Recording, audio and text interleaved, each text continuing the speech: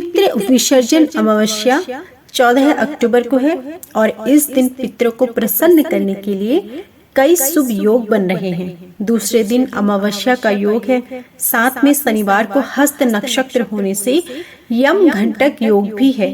16 दिनों से चल रहे श्राद्ध पक्ष का समापन सर्वपितृ अमावस्या को होता है। यदि किसी ने अपने पितरों की तिथि को श्राद्ध न किया हो तो इस अमावस्या के दिन श्राद्ध कर सकते हैं। सबसे पहले प्रातः काल नित्य कर्मों से निवृत्त होकर स्नान आदि करके ईश्वर भजन के बाद अपने पूर्वजों का स्मरण कर प्रणाम करें और उनके गुणों को याद करें। श्राद्ध में 16 तिथियों के अनुसार 16 पूरियां अथवा रोटियां उनके नियमित निकाल कर अपने सभी पितरों के नाम लेकर तर्पण अवश्य करें। अपने सामर्थ्य के अनुसार किसी विद्वान ब्राह्मण को आमंत्रित कर भोजन कराएं और उन्हीं से पूर्वजों के लिए तर्पण कराएं और विधि विधान से श्राद्ध करें।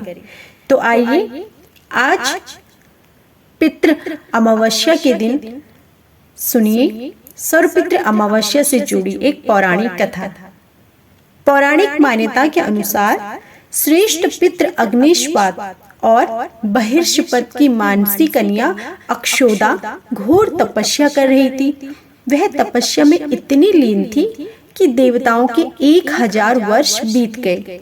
उनकी तपस्या के तेज से पितृलोक भी प्रकाशित होने लगा।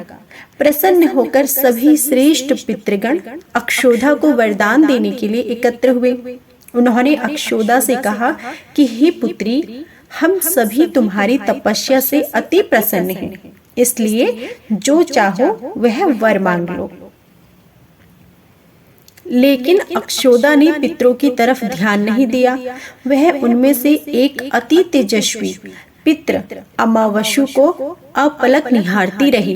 पितरों के बार बार कहने पर उसने कहा कि हे भगवान, क्या आप मुझे सचमुच वरदान देना चाहते हैं? तो इस पर तेजस्वी पितृ अमावस्यु ने कहा, हे अक्षोदा, वरदान पर तुम्हारा अधिकार सिद्ध है, इसलिए निसंकोच कहो। अक्षोदा ने कहा कि भगवान, यदि आप मुझे वरदान देना ही चाहते हैं तो मैं तत्क्षण आपके साथ का आनंद चाहती हूँ। अक्षोदा के इस तरह कही जाने पर सभी पितृ क्रोधित हो गए। उन्होंने अक्षोदा को श्राप दिया कि वह पितृलोक से पतित होकर पृथ्वी लोक पर जाएगी। पितरों के इस तरह श्राप दिए जाने पर अक्षोदा पितरों के पैर में गिरकर रोने लगी और इस पर पितरों को दया आ गई। उन्होंने कहा कि अक्षोदा, तुम पतित योनि में श्राप मिलने के कारण मत्स्य कन्या के रूप में जन्म लोगी। भगवान ब्रह्मा के वंशज महर्षि पाराशर तुम्हें पति के रूप में प्राप्त होंगे। तुम्हारे गर्भ से भगवान व्यास जन्म लेंगे। उसके उपरांत भी अन्य दिव्य वंशों में जन्म लेते हुए तुम श्राप मुक्त होकर पुनः पितृलोक में वापस आ जाओगी।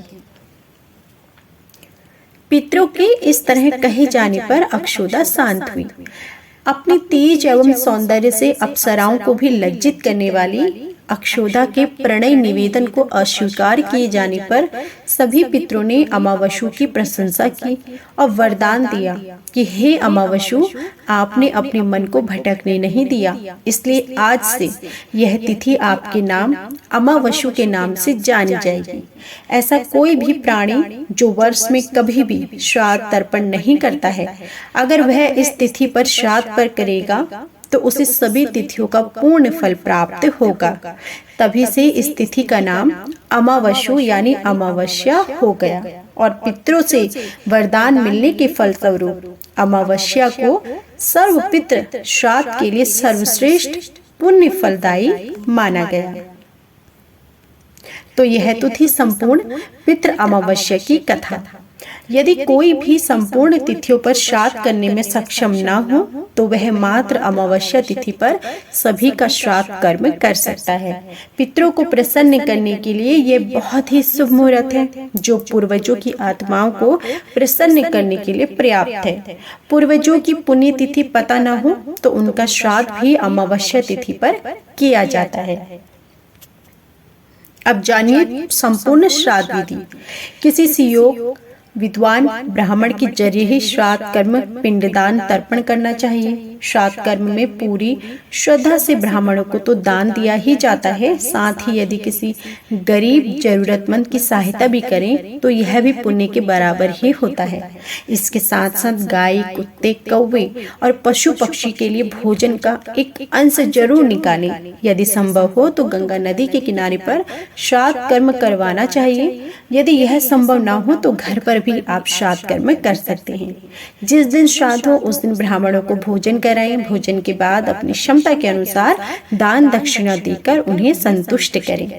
श्राद्ध पूजा दोपहर के समय शुरू करनी चाहिए। योग्य ब्राह्मण की सहायता से मंत्रों उच्चारण करें और पूजा के पश्चात जल से तर्पण करें। इसके बाद जो भोग लगाया जा रहा है उसमें से गाय, कुत्ते, कौवे आदि का हिस्सा अलग जरूर रख दें। इन्हें भोजन डालते समय अपने पितरों का स्मरण करें। मन ही मन उनसे श्राद्ध ग्रहण करने का निवेदन भी करें और इस तरीके से श्राद्ध विधि संपूर्ण होती है। तो यह थी संपूर्ण पितृ अमावस्या की कथा और श्राद्ध विधि। उम्मीद है कि आपको हमारी यह वीडियो जरूर पसंद आई होगी। वीडियो पसंद आई हो तो प्लीज वीडियो को लाइक करना ना भूलिएगा।